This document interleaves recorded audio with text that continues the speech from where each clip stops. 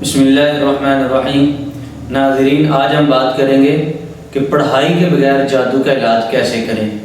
بعض لوگ یہ بات کہتے ہیں کہ ہم قرآن نہیں پڑھے ہوئے، ہم حفاظتی پڑھائی کیسے کریں، یا بعض لوگ کہتے ہیں کہ ہماری مصروفیت ایسی ہوتی ہے کہ ہم بڑی لمبی پڑھائیاں نہیں کر سکتے۔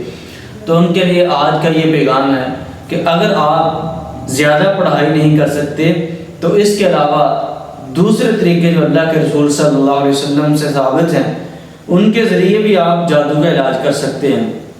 جیسا کہ حدیث میں آتا ہے، اللہ کے رسول صلی اللہ علیہ وسلم نے فرمایا کہ اپنی بیماریوں کے علاج صدقے کے ذریعے سے کرو، اور روایات میں آتا ہے کہ صدقہ بلا کو کھا جاتا ہے، بیماری کو ٹال دیتا ہے۔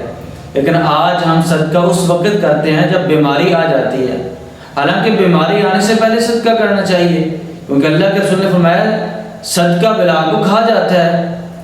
تو جب آپ پہلے صدقہ کریں گے بیماری آنے سے پہلے، تو ممکن ہے کہ اگر آپ نے جو صدقہ کیا ہو اس کی وجہ سے آپ کے اوپر پریشانی جو آئی ہے وہ ختم ہو جائے، یا آپ کے اوپر پریشانی آئے نا، تو اس سے پہلے صدقہ کرنا چاہیے۔ اور اسی طرح غرباء کے ساتھ، یتیموں کے ساتھ حسن سلوک کرنا، اور اسی طرح فقیروں کے اوپر خرچ کرنا۔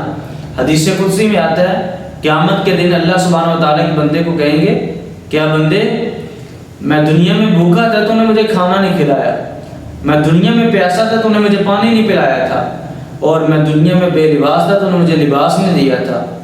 بندہ عرض کرے گا اللہ تیری شان شیان یہ نہیں، تو اللہ تعالیٰ فرمائیں گے کہ میرا فلاں بندہ دنیا میں بھوکا تھا، اگر تو اس کو کھانا کھلاتا تو مجھے وہاں پہ پاتا۔ میرا فلاں بندہ پیاسا تھا، اگر تو اس کو پانی پلاتا تو مجھے وہاں پہ پاتا۔ فلاں بندے کے پاس لباس نہیں تھا، اگر تو اس کو لباس دیتا تو مجھے وہاں پہ پاتا۔ تو اس لیے خرچ کرنے سے بیماری ٹل جاتی ہے، صدقہ کرنے سے بیماری ٹلتی ہے۔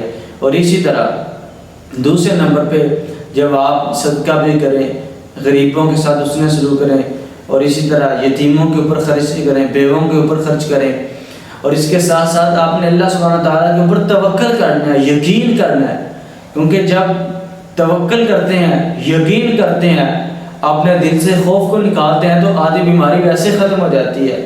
اپنے دل سے جادو کا خوف نکالتے ہیں تو جادو ویسے ختم ہو جاتا ہے۔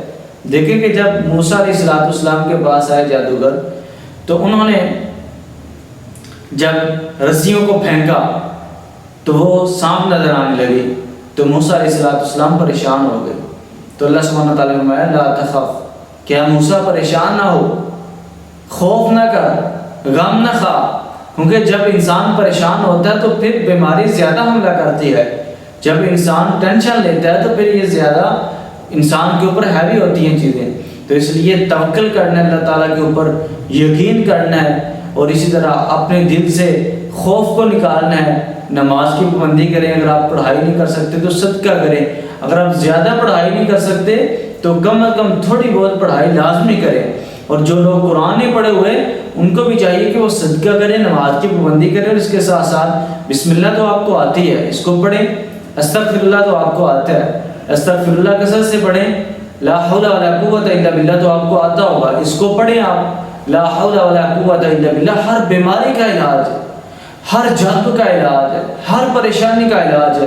اللہ کے رسول صلی اللہ علیہ وسلم نے فرمایا یہ جنت کے خزانوں میں سے خزانہ ہے، ایک روایت میں آتا ہے یہ عرش کے خزانوں میں سے خزانہ ہے۔